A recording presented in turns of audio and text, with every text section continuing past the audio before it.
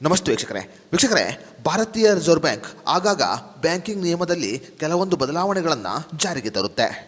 ಅದೇ ರೀತಿಯಲ್ಲಿ 2025 ವರ್ಷದಲ್ಲಿ ಭಾರತೀಯ ರಿಸರ್ವ್ ಬ್ಯಾಂಕ್ ಫಿಕ್ಸೆಡ್ ಡೆಪಾಸಿಟ್ ನಿಯಮದಲ್ಲಿ ಕೂಡ ಕೆಲವು ಬದಲಾವಣೆಗಳನ್ನು ಜಾರಿಗೆ ತಂದಿರುವುದನ್ನು ನಾವು ಗಮನಿಸಬಹುದಾಗಿದೆ.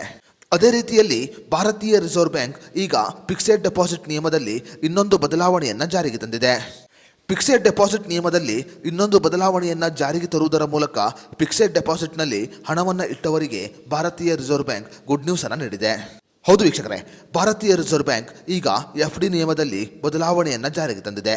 ಬದಲಾವಣೆಯ ಪ್ರಕಾರ ಇನ್ನು ಮುಂದೆ 3 ತಿಂಗಳಿಗೊಮ್ಮೆ ಯಾವುದೇ ಬಡ್ಡಿ ಇಲ್ಲದೆ ಅಸಲು ಮೊತ್ತದ 50% ಹಣವನ್ನು ವಾಪಸ್ ಪಡೆದುಕೊಳ್ಳಬಹುದಾಗಿದೆ. ಅದೇ ರೀತಿಯಲ್ಲಿ ಗಂಭೀರ ಆರೋಗ್ಯ ಸಮಸ್ಯೆ ಎದುರಾದರೆ ಠೇವಣಿದಾರರು ತಾವು ಠೇವಣಿ ಇಟ್ಟ ಹಣವನ್ನು ಸಂಪೂರ್ಣವಾಗಿ ವಾಪಸ್ ಪಡೆದುಕೊಳ್ಳಬಹುದಾಗಿದೆ. ಯಾವುದೇ ಒಬ್ಬ ಠೇವಣಿದಾರ ಅವಧಿಗೂ ಮುನ್ನವೇ ತಾನು ಇಟ್ಟ ಎಲ್ಲ FD ಹಣವನ್ನು ವಾಪಸ್ ಪಡೆದುಕೊಂಡರೆ ಆತನಿಗೆ ಯಾವುದೇ ಬಡ್ಡಿಯನ್ನು ನೀಡಲಾಗುವುದಿಲ್ಲ.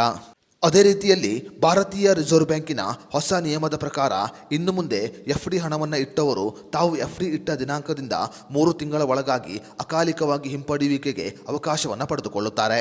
FD ಇಟ್ಟ ಮೂಲ ಮೊತ್ತದ 50% ಹಣವನ್ನು ಅಕಾಲಿಕವಾಗಿ ಹಿಂಪಡೆದುಕೊಳ್ಳಬಹುದು. ಆದರೆ ಆ ಹಣಕ್ಕೆ ಯಾವುದೇ ರೀತಿಯ ಬಡ್ಡಿಯನ್ನು ನೀಡಲಾಗುವುದಿಲ್ಲ.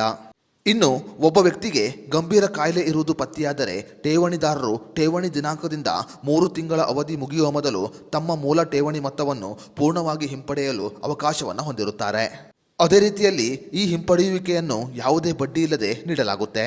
ಸದ್ಯ ಭಾರತೀಯ ರಿಸರ್ವ್ ಬ್ಯಾಂಕ್ ಈಗ ಫಿಕ್ಸೆಡ್ ಡೆಪಾಸಿಟ್ ನಿಯಮದಲ್ಲಿ ಕೆಲವು ಬದಲಾವಣೆಗಳನ್ನು ಜಾರಿಗೆ ತಂದಿದ್ದು, ನೀವು ಕೂಡ ಬ್ಯಾಂಕಿನಲ್ಲಿ ಫಿಕ್ಸೆಡ್ ಡೆಪಾಸಿಟ್ನಲ್ಲಿ ಹಣವನ್ನು ಇಟ್ಟಿದ್ದರೆ ನೀವು ಹಿಂದೆ ಬ್ಯಾಂಕಿಗೆ ಭೇಟಿ ನೀಡಿ ಬದಲಾದ ನಿಯಮಗಳನ್ನು ತಿಳಿದುಕೊಳ್ಳುವುದು ಅವಶ್ಯಕವಾಗಿದೆ.